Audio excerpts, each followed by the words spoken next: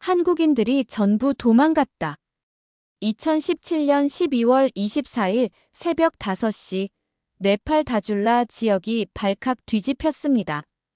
저는 비렌드라 타파, 당시 차멜리아 수력 발전 프로젝트의 네팔 측 현장 책임자였습니다. 그날 새벽 마을 이장님의 다급한 전화를 받고 잠에서 깨어났죠. 비렌드라, 큰일 났어. 한국 사람들이 어젯밤에 다 사라졌대. 8년을 기다렸는데, 8년을 믿었는데, 크리스마스 이브에 흔적도 없이 사라졌다는 것이었죠. 황급히 옷을 입고 밖으로 나가니 이미 500명이 넘는 마을 주민들이 횃불을 들고 모여 있었습니다. 분노와 배신감에 가득 찬 얼굴들이었죠. 저놈들이 결국 우리를 버렸어. 일본도 중국도 그렇게 떠났잖아. 또 속은 거야. 저는 믿을 수 없었습니다. 특히 오길순 과장님이요. 8년 동안 단 한 번도 현장을 떠나지 않았던 분이 말없이 사라질 리 없었죠. 제가 직접 확인하겠습니다. 다들 진정하세요. 발전소까지는 왕복 8시간 거리. 하지만 저는 4시간 만에 그 험한 산길을 주파했습니다. 그런데 쿵! 멀리서부터 거대한 굉음이 들려왔습니다. 텅 비어 있어야 할 발전소에서 환한 불빛이 쏟아져 나오고 있었죠. 이게 무슨... 발전소 안으로 뛰어들어간 저는 믿을 수 없는 광경을 목격했습니다. 100rpm. 디지털 계기판의 숫자가 선명했습니다. 8년 동안 단 한 번도 제대로 돌지 않았던 발전기가 마침내 목표 회전수에 도달한 것이었죠. 비렌드라. 성공했어요. 우리가 해냈어요. 컨트롤룸에서 뛰쳐나온 건 다름 아닌 한국 기술자들이었습니다. 모두 밤을 새운 듯 피곤에 지쳐 있었지만 얼굴에는 환한 미소가 가득했죠. 그리고 그 가운데 오길순 과장님이 있었습니다. 무릎을 꿇고 흐느끼고 있었죠. 그의 손에는 스마트폰이 들려 있었고 화면에는 한국에 있는 가족들의 모습이 보였습니다. 아빠, 아빠 사랑해. 메리 크리스마스. 어린 딸의 목소리가 작게 들렸습니다. 저는 그때 알았죠. 그가 8년 동안 무엇을 포기하고 이곳에 있었는지를. 30메가와트. 21만 가구. 100만 명의 네팔 사람들. 해발 2800m. 지도에도 없는 오지 마을에서 일어난 기적이었습니다. 한국인들은 도망간 게 아니었어요. 크리스마스도 포기하고 우리를 위해 밤새 일했던 거예요. 제가 마을로 돌아와 전한 이 소식에 횃불을 들었던 500명의 주민들은 그 자리에서 무릎을 꿇었습니다. 그리고 곧 마을 전체가 환호성으로 가득 찼죠. 불이 켜졌다. 드디어 불이 켜졌어. 100년 만에 처음으로 전기를 만난 우리 마을. 그날의 감동을 저는 평생 잊을 수 없습니다. 하지만 8년 전, 이 프로젝트가 시작될 때만 해도 저는 한국을 완전히 다르게 생각했습니다. 2009년 7월, 저는 네팔 전력청의 젊은 엔지니어였습니다. 새로운 수력발전 프로젝트에 한국 회사가 참여한대. 상사의 말에 저는 고개를 갸웃했죠. 한국이요? 그 작은 나라가요? 솔직히 실망스러웠습니다. 우리가 기대했던 건 미국이나 유럽의 대기업이었거든요. 한국은 글쎄요. 일본보다 작고 중국보다 가난한 나라 아닌가요? 더 충격적인 건 프로젝트 장소였습니다. 차멜리아. 거기는 이미 일본 미츠비시가 포기한 곳 아닙니까? 맞았습니다. 2005년 일본이 2년 만에 철수했고 2007년에는 중국 국영기업도 1년 만에 손을 뗐죠. 이유는 간단했습니다. 해발 2800m 고산지대. 가장 가까운 도시에서 차로 10시간. 마지막 구간은 4시간을 걸어야 하는 오지. 우기엔 산사태, 건기엔 물 부족. 무엇보다 50톤이 넘는 발전 설비를 운반할 방법이 없었죠. 네팔 정부는 왜 자꾸 불가능한 곳을 고집하는 거죠? 거기 사는 100만 명 때문이지. 수도권만 개발할 순 없잖아. 그렇긴 했습니다. 네팔 인구의 40%는 여전히 전기 없이 살고 있었고 대부분이 산간 오지에 있었죠. 하지만 그들을 위한 개발은 경제성이 없었습니다. 2009년 8월 한국팀이 도착했습니다. 안녕하세요. 한국수력원자력에서 온 오길순입니다. 40대 초반에 평범해 보이는 한국인이었죠. 팀원도 겨우 12명. 일본 팀의 5분의 1 규모였습니다. 이 인원으로 뭘 하시려고요? 제 냉소적인 질문에 오 과장님은 웃으며 답했습니다. 일단 해보죠. 한국도 50년 전엔 네팔보다 가난했습니다. 우리가 어떻게 했는지 보여드릴게요. 처음엔 그의 자신감이 오만하게 느껴졌습니다. 일본도 중국도 못한 일을 작은 나라 한국이 한다고요? 하지만 곧 저는 깨달았습니다. 그들이 다르다는 것을요. 비렌드라 씨, 현지 전문가로서 조언을 구하고 싶습니다. 오 과장님은 저를 단순한 가이드가 아닌 동료로 대했습니다. 일본 팀은 우리를 무시했고 중국 팀은 명령만 했는데 말이죠. 우선 도로부터 만들어야 합니다. 장비를 운반할 방법이 있어야죠. 좋습니다. 함께 최적 루트를 찾아봅시다. 함께라는 말. 그것이 한국팀의 첫 번째 특징이었습니다. 2009년부터 2014년까지 5년. 그것은 상상을 초월하는 고난의 연속이었죠.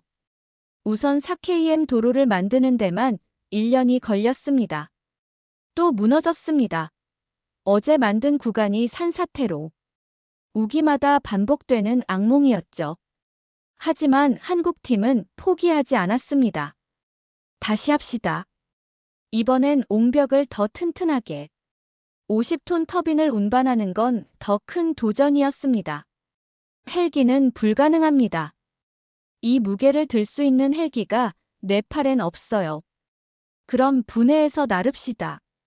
사람이 나를 수 있는 크기로. 한국팀의 결정에 저는 놀랐죠. 정밀 기계를 분해한다고요? 재조립할 때 문제가 생기면 어쩌죠? 한국 전쟁 때 우리 선배들은 탱크도 분해해서 산을 넘었습니다. 못할 게 없죠. 200명의 포터가 동원됐습니다. 한 조각이 250kg. 10명이 교대로 메고 산을 올랐죠. 저는 그때 처음으로 한국인들의 정신력이라는 걸 목격했습니다. 하지만 가장 큰 문제는 돈이었습니다. 예산이 벌써 2배를 넘었습니다. 본사에서 철수하래요. 2013년 오 과장님의 얼굴이 처음으로 어두워졌습니다. 31개월이면 끝난다더니 벌써 4년째잖아요. 언제까지 기다려야 하는 거죠? 마을 사람들도 지쳐가고 있었습니다. 저도 회의적으로 되어갔죠. 역시 한국도 똑같구나. 결국 떠날 거야. 하지만 2014년 어느 날 오 과장님이 직원들을 모두 모았습니다. 여러분, 저는 포기하지 않을 겁니다. 한국 정부가, 회사가 포기해도 저는 여기 남겠습니다. 이건 단순한 공사가 아닙니다. 100만 명의 미래가 걸린 일이에요. 그의 눈빛은 진심이었습니다. 그리고 정말로 그는 남았습니다. 2015년 4월 25일 오전 11시 56분. 저는 발전소 건설 현장에서 한국 팀과 함께 터널 작업을 하고 있었습니다.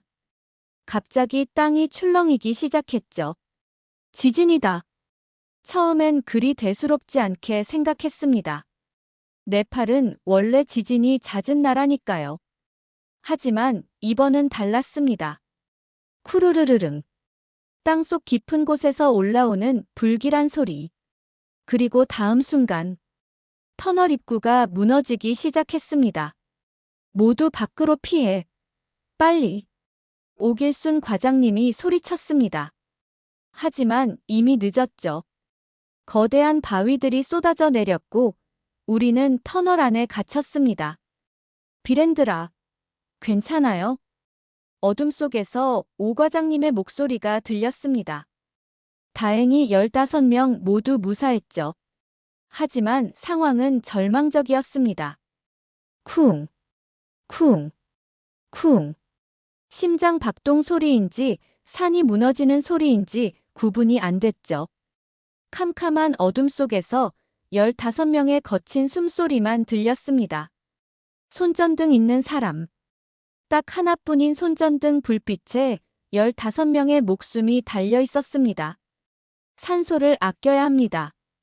최대한 움직이지 마세요. 오 과장님의 침착한 목소리. 하지만 저는 봤습니다. 그의 손이 떨리고 있다는 것을요. 가장 어린 네팔 직원 라주가 울음을 터뜨렸습니다. 겨우 19살이었죠. 라주, 괜찮아. 우리는 꼭 나갈 거야. 오 과장님이 그 아이를 꼭 안았습니다. 과장님, 가족 사진 있어요? 누군가의 질문에 오 과장님이 스마트폰을 꺼냈습니다. 배터리 3%. 화면에는 두 딸의 사진이 있었죠. 예쁘네요. 못 본 지 2년이 넘었어요. 이 아이들이 아빠 얼굴 잊어버릴까봐. 그때 갑자기 쿵 하는 소리와 함께 먼지가 쏟아졌습니다. 2차 붕괴다. 공포에 질린 비명. 하지만 오 과장님은 침착하게 말했습니다. 모두 제 목소리에 집중하세요. 우리가 지금 해야 할 일이 있습니다. 그는 차분하지만 단호한 목소리로 지시했죠. 첫째, 각자 주변을 손으로 더듬어 보세요. 날카로운 돌이나 위험한 것이 있나 확인해야 합니다. 움직임이 생기자 공포가 조금 가셨습니다. 뭔가 할 일이 있다는 것만으로도 마음이 안정됐죠. 둘째, 벽을 따라 공기가 들어오는 틈을 찾아보세요. 아주 작은 바람이라도 느껴지는 곳이 있을 겁니다. 여기 시원한 바람이 느껴져요. 네팔 직원 한 명이 외쳤습니다. 좋아요. 그쪽으로 조금씩 이동합시다. 신선한 공기가 있는 곳으로. 셋째, 5분마다 한 명씩 돌아가며 숫자를 세세요. 1부터 100까지. 이렇게 하면 모두가 의식이 있는지 확인할 수 있습니다. 제가 먼저 할게요. 하나, 둘, 셋. 막내 라주가 떨리는 목소리로 숫자를 세기 시작했습니다. 넷째, 구조대가 우리를 찾을 수 있도록 준비해야 합니다. 30분마다 다 같이 돌을 3번 두드립시다. 신호를 보내는 거예요. 탕, 탕, 탕. 15명이 동시에 돌을 두드리자 굉음이 울렸습니다. 이 소리가 밖으로 전달될 겁니다. 우리가 살아있다는 신호죠. 그때 한 네팔 직원이 말했습니다. 과장님, 우리 각자 가장 가고 싶은 곳을 말해보는 건 어떨까요? 여기서 나가면 제일 먼저 가고 싶은 곳이요. 좋은 생각이에요. 저는 아내가 해주는 달밥 먹으러 집에 가고 싶어요. 저는 엄마 얼굴 보러 고향에 가고 싶어요. 저는 카트만두 파샤파티나트 사원에 가서 감사 기도를 드리고 싶어요. 한 명씩 돌아가며 이야기하는 동안 공포 대신 희망이 자리를 채웠습니다. 과장님은요? 저는 이 프로젝트 끝내고 가족들과 네팔 여행을 오고 싶었어요. 완성된 발전소를 보여주면서 아빠가 8년 동안 여기서 일했어라고 말하고 싶었죠. 꼭 그렇게 될 거예요. 우리가 해낸 일을 자랑스럽게 보여줄 수 있을 거예요. 그렇게 우리는 어둠 속에서 서로에게 희망을 나눠주며 6시간을 버텼습니다. 6시간 후 기적적으로 우리는 구출됐습니다. 구조의 손길이 닿았을 때 우리는 공포가 아닌 감사로 가득 차 있었죠. 구조대가 아닌 한국팀 동료들이 맨손으로 바위를 치워낸 덕분이었죠. 정말 죽을 뻔했어요. 죽어도 같이 죽지. 동료를 버리고 어떻게 살아. 그들의 손은 피투성이었습니다. 밖으로 나온 순간 저는 충격에 빠졌습니다. 내 팔이 무너져 있었습니다. 규모 7.8의 대지진. 사망자 9,000명. 부상자 22,000명. 우리 프로젝트도 처참했습니다.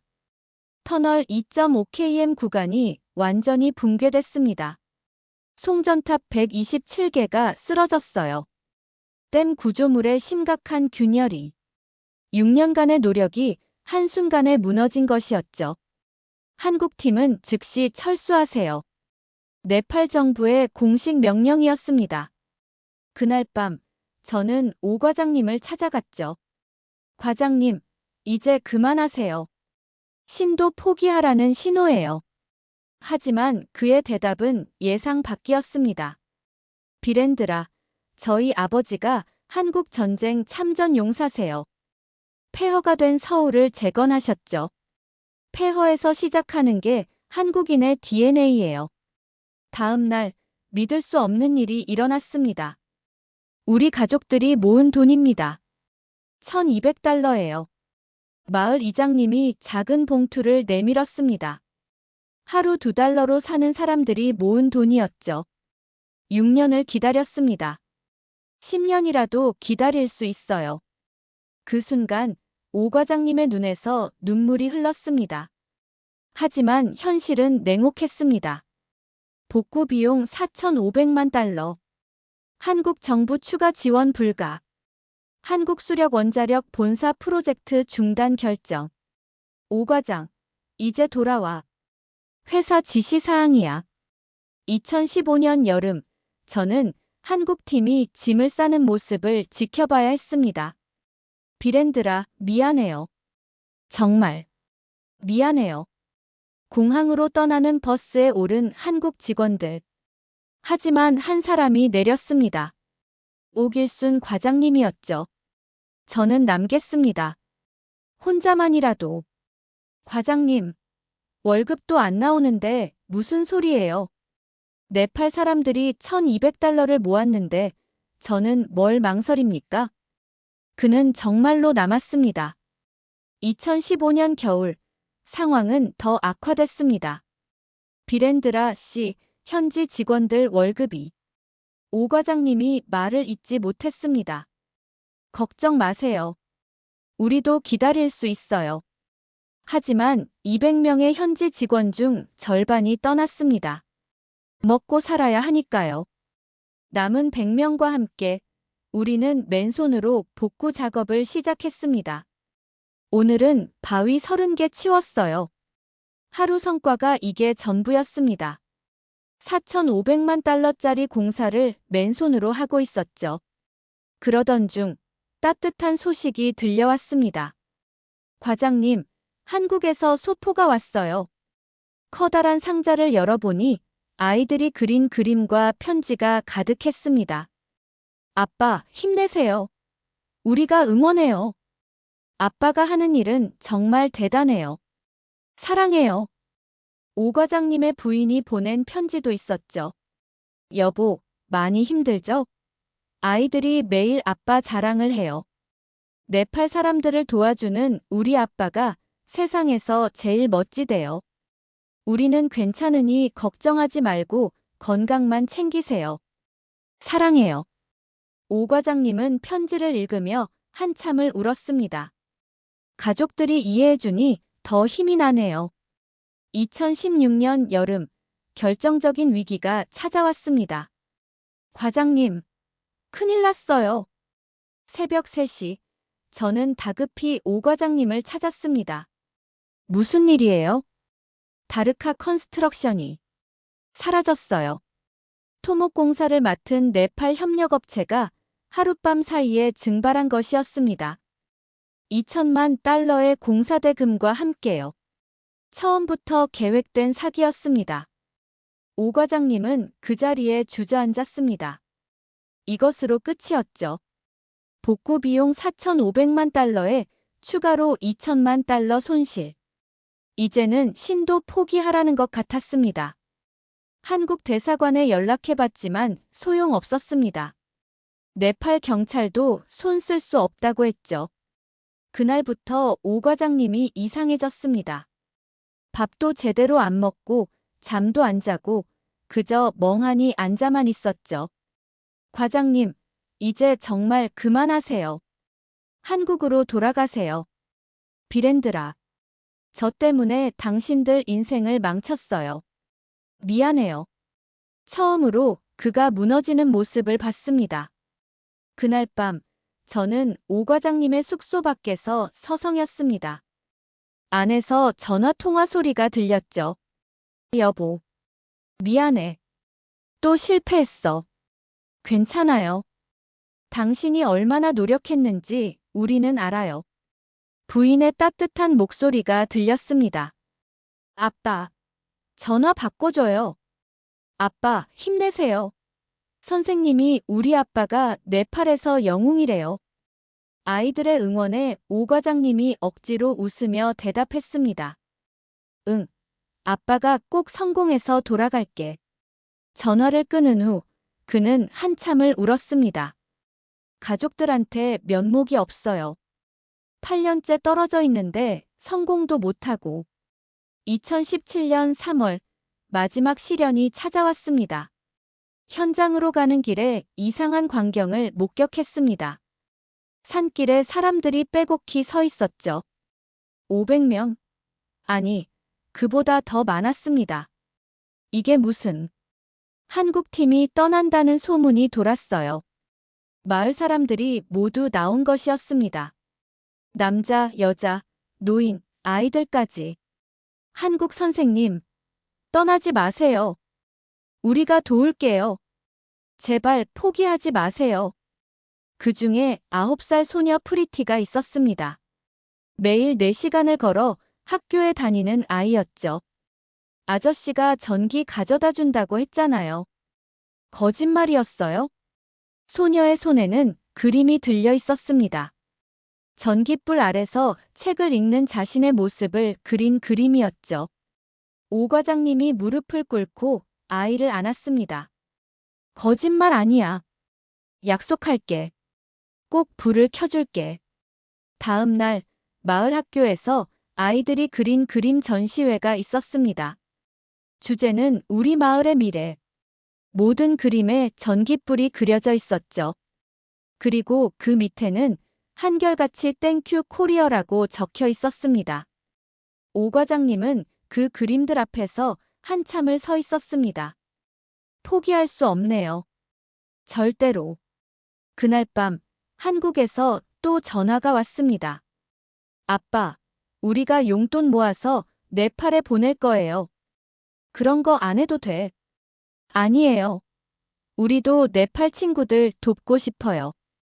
아빠처럼요. 8살, 5살 딸아이들이 자신들의 용돈을 모아 네팔 아이들을 돕겠다는 것이었습니다. 우리 딸들이 언제 이렇게 컸을까? 오 과장님의 눈에 다시 불꽃이 살아났습니다. 2017년 6월 15일, 믿을 수 없는 전화가 걸려왔습니다. 오 과장님, 한국 외교부입니다. 네팔 정부에서 공식 서한이 왔어요. 네팔 총리가 직접 한국 대통령에게 보낸 편지였습니다. 한국은 전쟁의 폐허에서 일어선 유일한 나라입니다. 그 기적을 우리도 배우고 싶습니다. 8년간 포기하지 않은 한국인들의 정신이 네팔의 희망입니다. 제발 프로젝트를 포기하지 말아주세요. 편지는 네팔 언론에 공개됐고 큰 파장을 일으켰죠. 코리아 네버 기브업. 네팔 일간지 일면 헤드라인이었습니다. 더 놀라운 일이 이어졌습니다. 과장님, 한국 정부가 50억 원 추가 지원을 결정했대요. 믿을 수 없었습니다. 포기했던 프로젝트에 다시 예산이 배정된 것이었죠. 이게 끝이 아니에요. 삼성물산에서 연락이 왔어요. 무슨 내용인데요? 무상 기술 지원하겠대요. 엔지니어 10명 파견한다고. 연쇄 반응이 일어났습니다. LG전자 마을에 가전제품 1000대 기증. 현대건설 중장비 5대 무상 임대. 포스코 철강제 무상 제공. 한국 기업들이 앞다퉈 손을 내민 것이었죠. 수익이 안 나는데 왜? 한국의 이름으로 시작한 일은 한국의 이름으로 끝내야죠. 삼성물산 관계자의 말이었습니다. 그런데 뜻밖의 인물이 나타났습니다. 안녕하세요. 저는 KBS 라디오 PD입니다. 한국 방송국에서 취재를 온 것이었죠. 8년째 네팔에 계신다고 들었습니다. 인터뷰 좀 할 수 있을까요? 아니요. 저는 그냥 일하는 사람일 뿐입니다. 오 과장님은 거절했지만 마을 사람들이 나섰습니다. 이분이 우리의 영웅이에요. 한국에 꼭 알려주세요. 프로그램이 방송된 후 놀라운 일이 벌어졌습니다. 한국에서 성금이 쏟아진 것이었죠.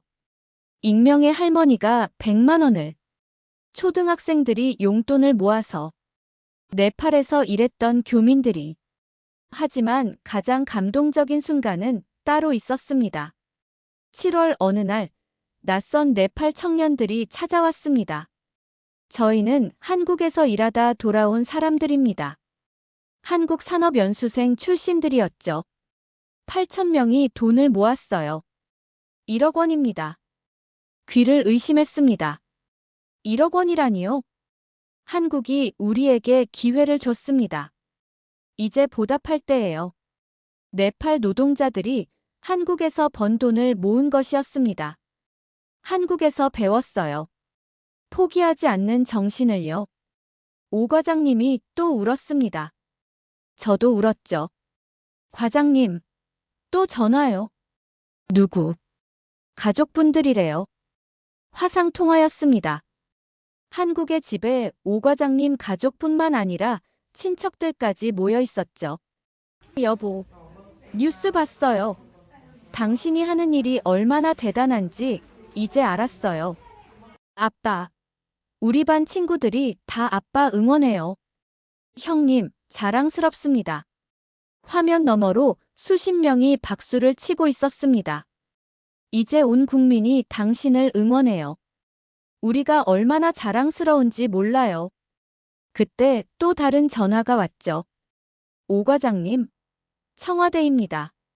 대통령이 직접 전화를 한 것이었습니다. 국민 여러분이 큰 감동을 받았습니다. 대한민국이 당신을 응원합니다. 8월부터 공사가 재개됐습니다.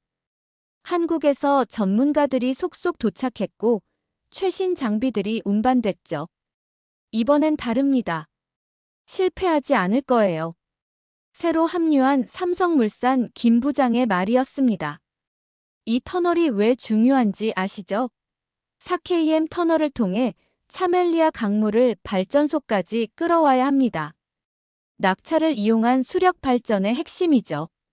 김 부장이 도면을 펼쳐 보였습니다.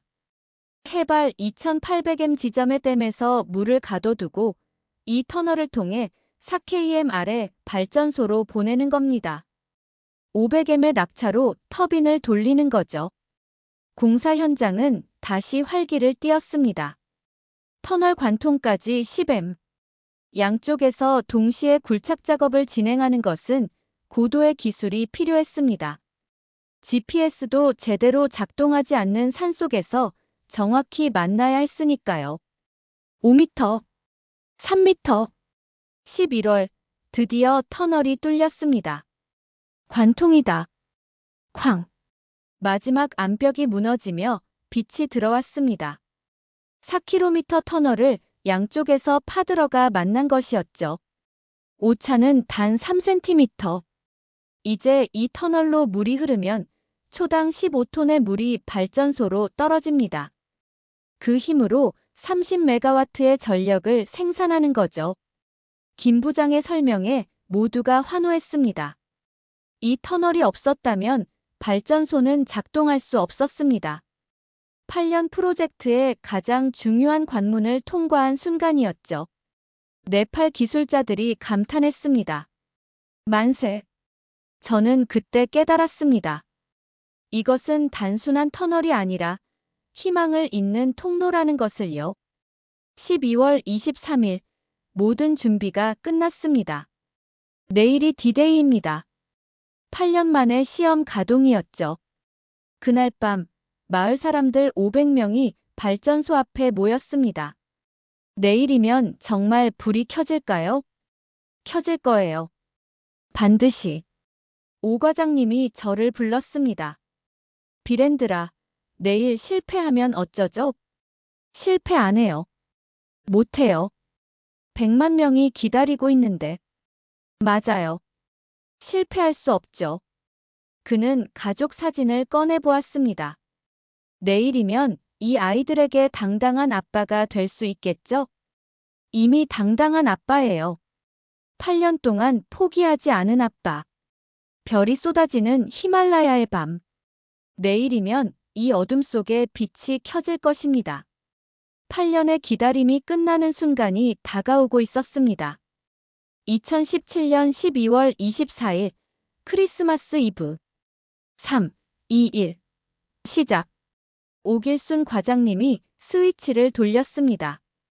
저는 그 순간을 평생 잊지 못할 것입니다. 거대한 수차가 천천히 돌기 시작했습니다. 20rpm, 40rpm, 60rpm.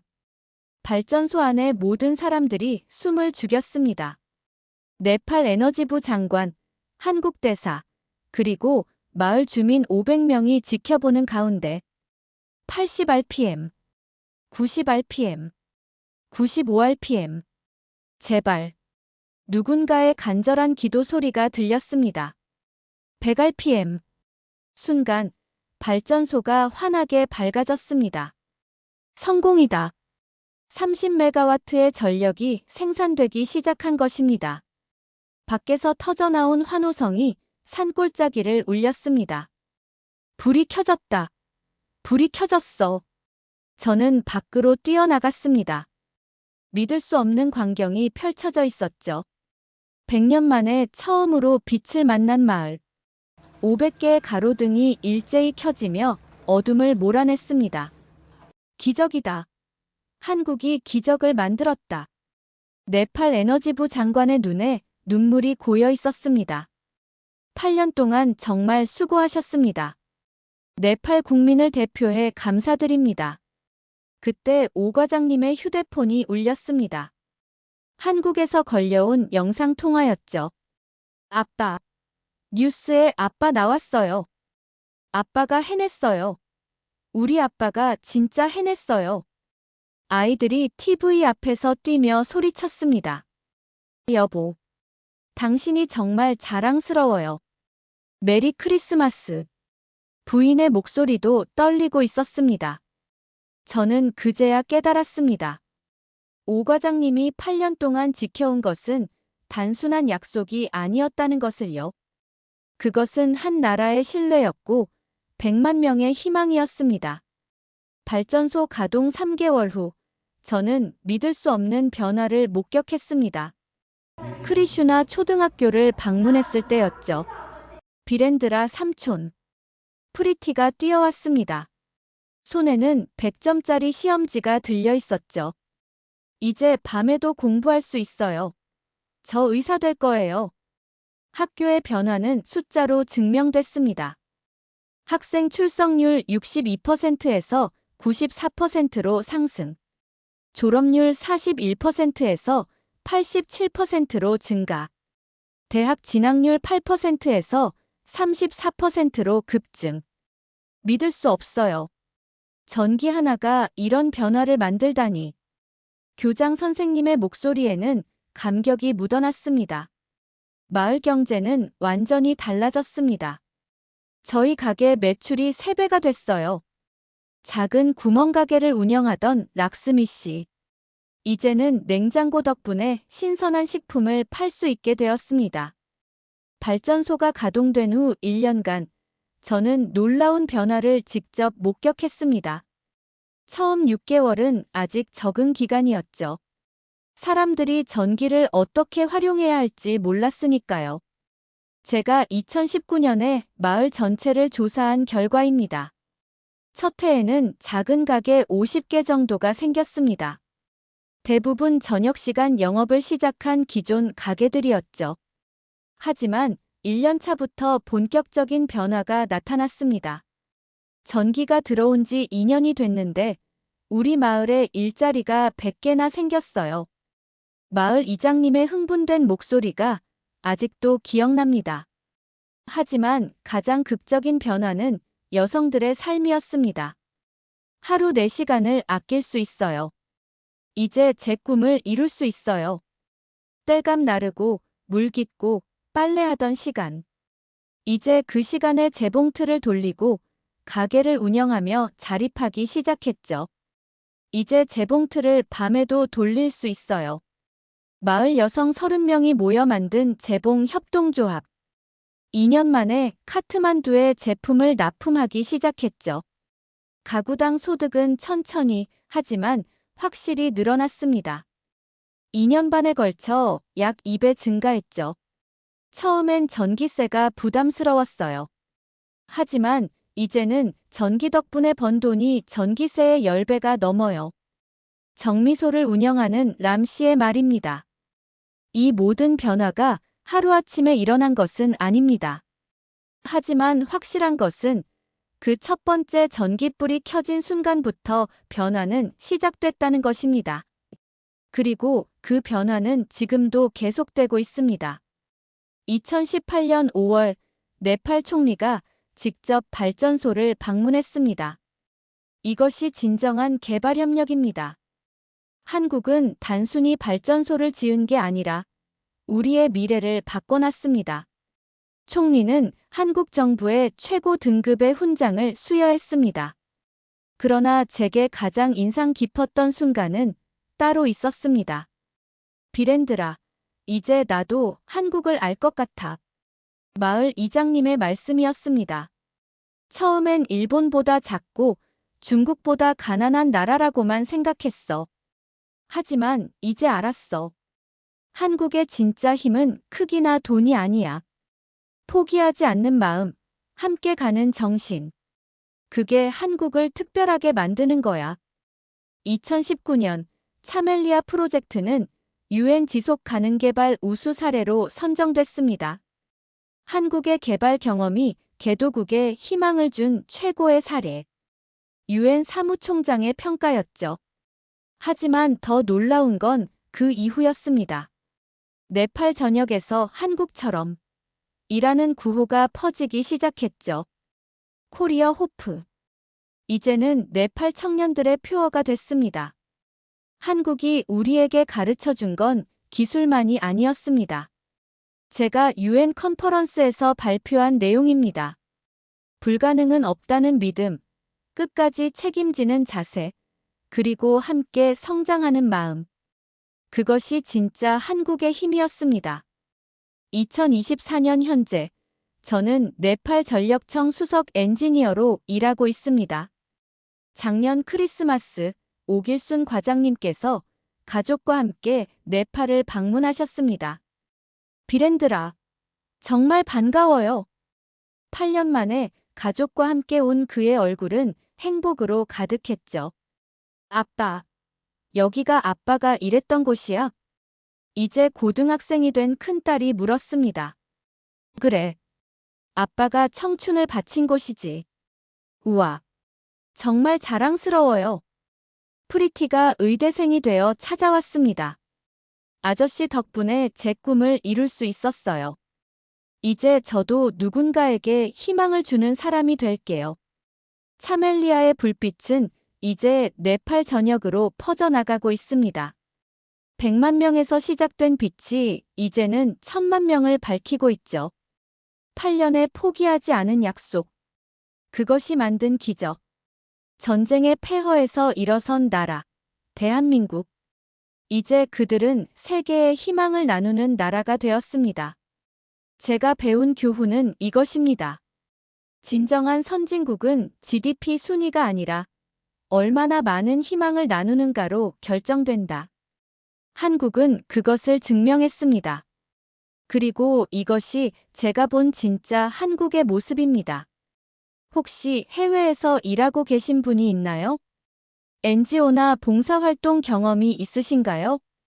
당신의 이야기를 들려주세요. 댓글에 여러분의 경험을 공유해주세요. 이 이야기가 단순한 감동으로 끝나지 않기를 바랍니다. 한국인의 노력이 자랑스럽다면 좋아요. 더 많은 희망의 이야기를 만나고 싶다면 구독, 이 이야기가 누군가에게 용기가 될 수 있다면 공유를 부탁드려요. 여러분의 작은 클릭이 또 다른 기적의 시작입니다. 감사합니다.